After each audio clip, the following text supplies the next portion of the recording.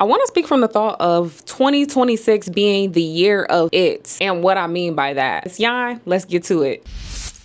So I've been saying that 2026 is the year of it, whatever it is that God has for you. When I'm saying this is what I mean. I simply mean that we want to get whatever it is out of this life that God has for us. One thing that we have to keep in mind is the simple fact that God has already planned out our lives. He knows the plans he has for us, right? Plans to prosper us and give us hope and a future, right? So if we're always living with that thought in mind, and understanding that, then we should also be living with the thought that we want what it is that God has for us. I think a lot of times we try to get ahead of God. This is something that I talked about in my book, Navigating Life in Uncertainty, and how I was doing things in my life at one season where I was just trying to plan everything myself. I was trying to do everything myself. And it got to a point where I was like, you know what? I have to release this control and I have to give it to God. And what ultimately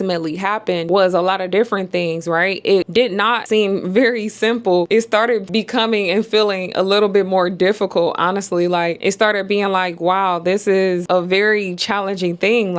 And there were also seasons where I was like, in the midst of going through things and seeing things not going the way that I planned and crying about it. I write about this in my book as well, where I said, I remember one day, clear as day, I'm driving down the road and I'm crying, but then I just stopped in my tracks and Holy Spirit just spoke to me and just was like, what are you crying for? You asked for God's will to be done in your life, so you can't expect it to look like how you thought it would look. Many are the plans in a person's heart, but it's the Lord's purpose that prevails. We all have these plans and how we think things should go, but think about it. You could plan something down to the minute and it's never going to go according to plan. But nevertheless, 2026 is the year of whatever it is that God has for you. As long as you're continuing to press forward and do what it is that he's been telling you need to do, you're going to get whatever it is that he has for you, right? Continue to seek him first. I always love the verse, seek ye first the kingdom and the rest will follow. In everything that you do, not halfway, not some things, every single thing that you do. And as I say that now, it just comes to mind some things that I know I can be better at seeking God first on, instead of just jumping right into things. We want God in every single thing. So you have to be willing to seek God first, and ultimately you will arrive at that place of whatever it is that God has for you. So 2026 is the year of it. 2025, I said it was the year of the thrive. 2024 was the year of the revolving door. 2023, I said was the year of me.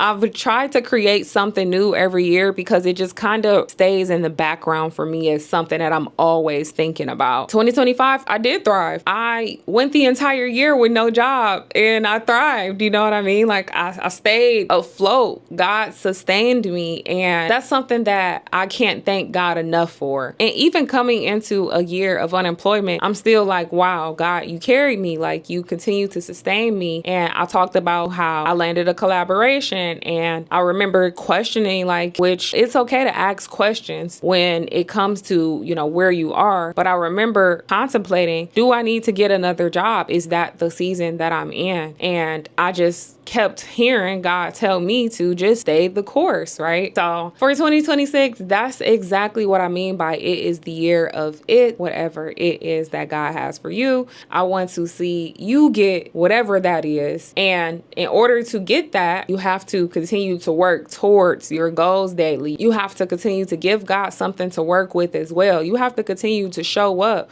even when it's not making sense. You have to continue to wake up with a grateful heart. You have to continue to, as I said, put God first in everything that you do, not some, everything. And whatever it is, God will have that for you waiting on you. I am hoping for a very successful and great year for you ahead. And that's it. I'll see y'all in the next video. Bye-bye.